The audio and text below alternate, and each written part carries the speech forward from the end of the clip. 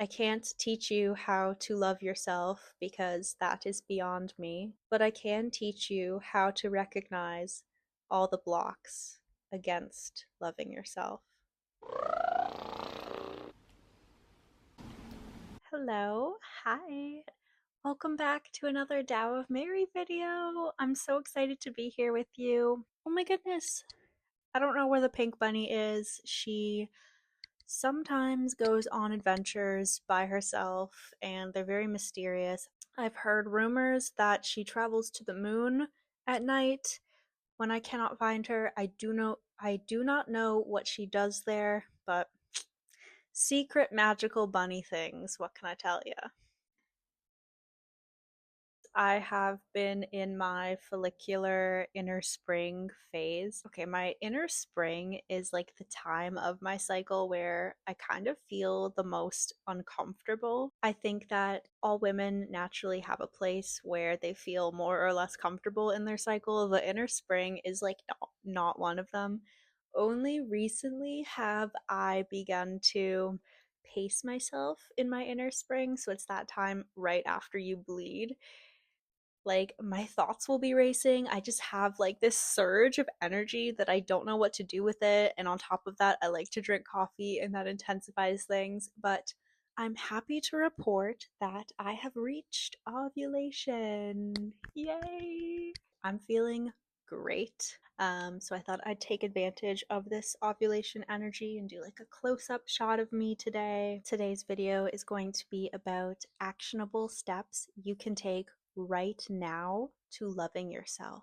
It's very easy to just talk about loving yourself and telling people how, oh, you need to love yourself more. You should do these things to love yourself more. You should be exercising and journaling. You should be going to therapy and doing inner work. I think all of these things are kind of meaningless because the bottom line is you don't love yourself. Nothing external is going to help you love yourself if you just point blank don't feel good on the inside. This was always so confusing to me on my journey because I felt as though I was doing all the things, like I was going to therapy and I was eating well and exercising and trying to sleep. And I'm like, why am I still hating myself? Why am I still anxious all the time? Why am I not enjoying my life? Here are my top actionable steps you can take right now, in this moment, right now, to love yourself more deeply. The very first thing to do if you want to cultivate greater self love in this moment is to start being totally honest with yourself. I'm someone who believes that affirmations don't work because they're simply lying to yourself. And when you are lying to yourself, when you are telling yourself a lie, it creates a disconnect. And telling yourself that you love yourself when you do not love yourself is a lie. You need to foster honesty with yourself and start cultivating a sense of trust with yourself. There's no tricking your subconscious mind. Your subconscious mind is the place where your shadow side lives, and your shadow side is the part of you. It's like, think of your outer self, the part that you present to yourself to the world, all the parts that are good and that you like about yourself. That's your light side. But inside of us, there's a subconscious side, and that's our dark side. Those are all the things that we know. We really deep down know them, but we don't like to consciously think about them. And we don't like to consciously admit these things. When we tell ourselves lies about our life, the real truth gets buried deeper and deeper and deeper. It doesn't go away, it just gets buried deeper and deeper and deeper. And that, in the long run, will make it harder to love yourself, and it will make it harder to feel happy and to feel good because the real truth is down there. It's deep down there and it's affecting you. It's just rooted itself lower because you've pushed it down and down and down. Do you see what I'm saying? Let's say that you think that you're really out of shape and you start doing all of these positive affirmations to convince yourself that you're skinny and fit and that you have your dream body. And you begin a new exercise regime that you're really strict with. Inevitably, you are going to fail and trip up on this exercise regime, or there will be such a sense of impending doom and lack of pleasure around it that it's not going to be a sense of joy in your life. This is because you are suppressing the truth that you do not have your dream body right now. You're merely trying to convince yourself that you have your dream body. Our subconscious minds always know the difference between truth and a lie. And when we feed lies to ourselves, our subconscious minds are going to find ways to bring up the truth. Our minds know that the way to be happy in life is to live in truth, is to express our truth, is to live honestly. The more that we lie to ourselves and suppress our true feelings, the more guilt we're going to feel, and the more out of alignment we will be. So, if you want to love yourself, if you want to live in alignment with your authentic self, you need to start admitting the truth about how you feel and how you feel about the situation. If you hate the situation that you're in, don't tell yourself that you love the situation you're in. Don't tell yourself that your surroundings look completely different because they're not. Admit the truth. You hate the situation. If you've ever heard about Alcoholics Anonymous, the group that helps recovering alcoholics, the very first thing you have to do when you enter the program is admit, I am an alcoholic. I am powerless against drinking. And it's the truth, because if you were in control of your drinking, you wouldn't be an alcoholic. You are powerless against drinking. This tidbit of information has been a game changer for me. It's really helped me level up in the amount of self love that I've been feeling for myself. And that brings me to the next point. Stop focusing your awareness on things you can't control and start focusing your awareness on things you can control. In this case, the truth about how you feel is something you can't control. You can't control that feeling. You can't control the fact that you don't love yourself in this moment, or else you would love yourself. You can't control the fact that you don't have your dream body in this moment. You can't control the fact that you have no friends in this moment, or hate your job, or hate your life, or hate where you live. You can't control those things, or else they'd be different right now. You might think that that's going to disempower you, but that's actually very empowering.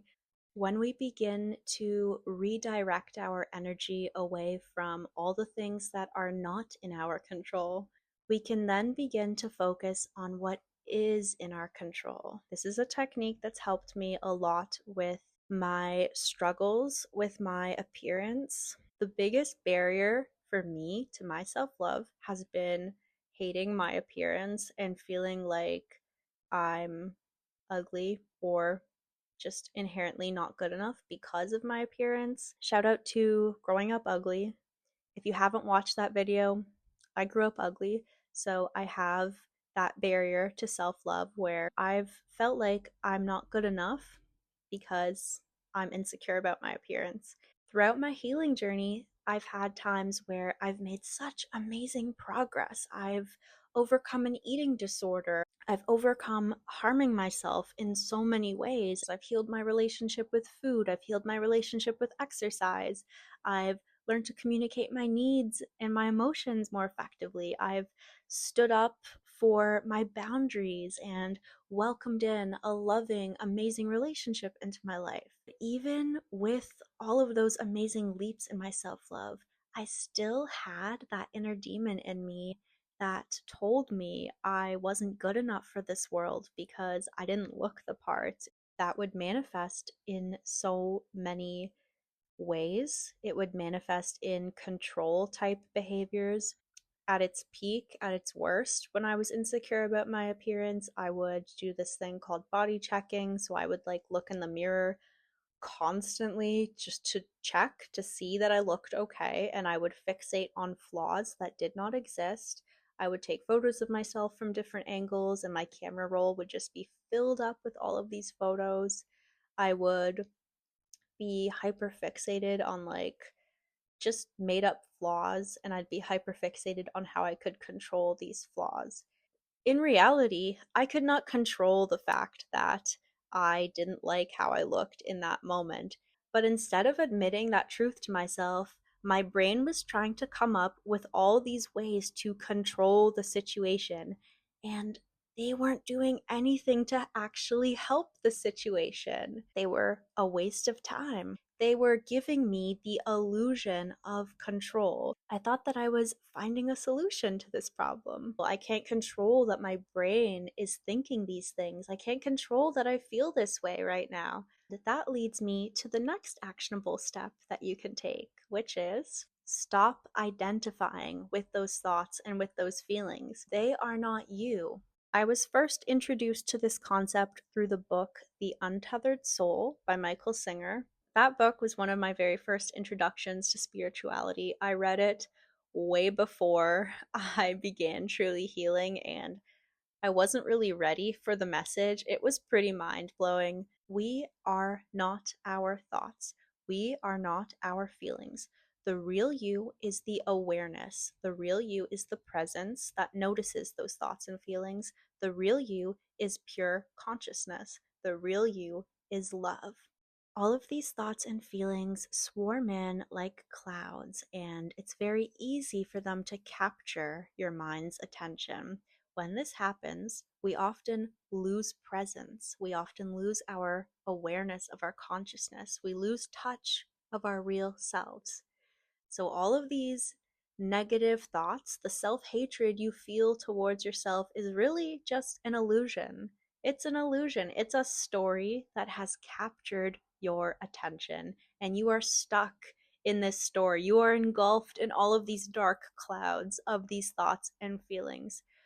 But what happens is when you start cultivating a sense of presence and awareness around your feelings and you stop trying to control them, you'll notice that the clouds will start to clear up. They'll start floating on by. And that will leave you feeling lighter. That will leave you with your consciousness feeling lighter. Again, explaining this concept to you about the fact that we are not our thoughts or our feelings, it's kind of easier said than done, and I totally understand this because it took me years to get to the place where I am right now, but I promise you that you can get there. This leads me to the next actionable step that you can take, which is intention. Above anything that you can do, your intention is the absolute most important thing. Your intention will guide you. If you have an intention to love yourself more deeply, you are already healed, my friend. Healing is here and now. Self love is here and now. You just need to recognize it and accept it. There is a beautiful line from a book called A Course in Miracles that says, love is not something that can be taught, that is beyond any person to teach or any resource to teach. But what can be taught is helping you see all the blockages that prevent you from loving yourself. Those who are interested in going on a spiritual journey are often told to know themselves, know thyself. And in order to know thyself, it's very important that you notice when you get triggered. It's very important that you notice what causes an emotional disturbance inside of you. It's very important that you cultivate that awareness. So, something that I personally like to do is set intentions regularly. I like to live my life guided by intention, and intention ensures that I always stay on track and am living in alignment with my true self. Something I would do early on in my healing journey was whenever I noticed that I was feeling badly about myself or feeling guilty, I would use that as a trigger. I would use that to affirm my worth. So I want you to set an intention right here and right now. Every time I feel badly about myself, that is my call to affirm my worth. Every time I feel guilty, that is my call to affirm my worth. Every time I feel like I don't love myself, that is my call to affirm my worth. This technique will redirect you from trying to control your bad thoughts and your bad feelings to focusing your awareness and your energy on what you can control. You can't control the fact that you're feeling guilty or the fact that you don't love yourself in this moment or that you feel ashamed of yourself in this moment. You can't control that you've messed up. You can't control the way you feel right now, but you can control the love that you give to yourself in this moment. You can control the fact that you can affirm your worth in this moment. You can control the fact that you can tell yourself that it's okay. It's okay to feel this way. It's okay to feel guilty right now. It's okay to not love myself as much as I'd like to right now. It's okay that I messed up right now. It's okay that I feel badly about my appearance right now. It's okay. And this is leading me down another rabbit hole into another topic that I'm super passionate about, which is the inner mother. If you feel like you don't love yourself enough, it's very likely that you have not cultivated your inner mother. I hear and see a lot about the inner child, but to me, the most healing and growth has come from cultivating my inner mother. My inner mother represents a place of total acceptance, divine, unconditional love. She is the place where you can go to fall apart. She is the place where you can go bare all of your cards and show her the parts of yourself that you're the most ashamed of. She is the place where you can go to always be affirmed in your being. She is the one who will always reaffirm you, always tell you that you're worthy, always give you love. We may not be able to feel like we can love ourselves, but if we can cultivate a space within us where we can go to break down and fall apart, that is momentous. That is very important. Maybe we can't feel like we can accept our feelings and accept ourselves, but there is a space that we can go. It's the space of the inner mother, and she lives inside of you, and you can go to her to fall apart, and you can go to her when you're not enough. And maybe you're not going to cultivate that sense of deep self-love, but at least you can go to that space to be accepted for what you are as you are in this moment. And that, my friend, is how you cultivate self-love in this moment, right here and right now. The very last actionable step I have to share with you is commitment. You have to want to heal. Many people are stuck in cycles of self abuse and self punishment. When I told a very wise, good friend of mine that I was depressed and not happy, and I asked him, "What can I do to be happier?"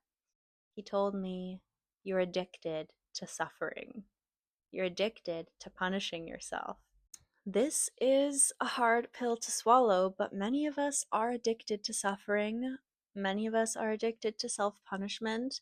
Until you can recognize and accept that, it's going to be a barrier to loving yourself. And it's true, I was addicted to suffering and I was addicted to self punishment. And at least when I admitted that to myself, it was a very liberating thing because, again, I could stop trying to convince myself that I wasn't. And it was like all this energy got alleviated, all this negative energy. When you're stuck in a cycle of hating yourself, I feel like you have to do anything you can to feel more empowered. Telling the truth is going to help you feel more empowered. Your commitment to habits and your rituals and your self care things, that's all fine, but it's not really what's going to help you cultivate that sense of self love. What's going to help you cultivate that sense of self love right here and right now is your commitment to yourself. I heard a quote from Gay Hendricks, the author of The Big Leap, talk about commitment, and he frames commitment really as not commitment at all, it's recommitment. Yeah, it's fine to create an initial commitment in your life, but we all are going to trip up eventually and not want to be committed to it anymore. So it's very important that you recognize where you're tripping up on your self love journey and you use that to recommit. It's okay that you faltered. It's okay that you weren't your best self in this moment. It's okay to trip up and it's okay to make mistakes and it's okay to not be your best self. The wise person uses their mistakes as learning opportunities. They do not take their mistakes and use them as forms of further self punishment to inflict guilt on themselves and to punish themselves. That's getting stuck. That's getting stuck in the past. That's getting stuck being someone that you're not. That's a behavior that doesn't serve you. So you need to release the guilt over your mistakes and you need to start using your mistakes as learning opportunities. I see every single thing as a learning opportunity. And you know what happens when you see everything as a learning opportunity? Life starts being more playful and more fun, and you kind of cultivate an open mind and a playful mind about, oh, I wonder what I could learn from this situation. I wonder what could happen. And things seem less scary because, sure, there is the fear, but there's also that curiosity of what you can learn. Every single experience that you have is a learning opportunity. Every single experience can be used by you to guide you towards greater self love. You can use everything, nothing gets wasted. The wise person wastes nothing. That is everything I have to say today about loving yourself more deeply in the now. Let me know what you want to hear more about. This video was inspired by someone who commented on my last video. Thank you. Thank you. I am so excited to continue making more videos for you. This is such an empowering process to do something that I've wanted to do for so long and to overcome that fear that I've always had of putting myself out there. Thank you so much for watching. If you want to hear me talk more about self love and spirituality and how to be happier, subscribe to my channel. Leave me a comment. Tell me what you thought about this video. Let's get a dialogue going. I love talking about these things with my friends, and I'm treating you guys like you're my friends. And this is how I would talk to my friends about all these topics. I am so excited to go meditate and do yoga and deep breathe and drink water and eat and go to sleep. The pink bunny's not here. Oh my god. Until next time. Bye.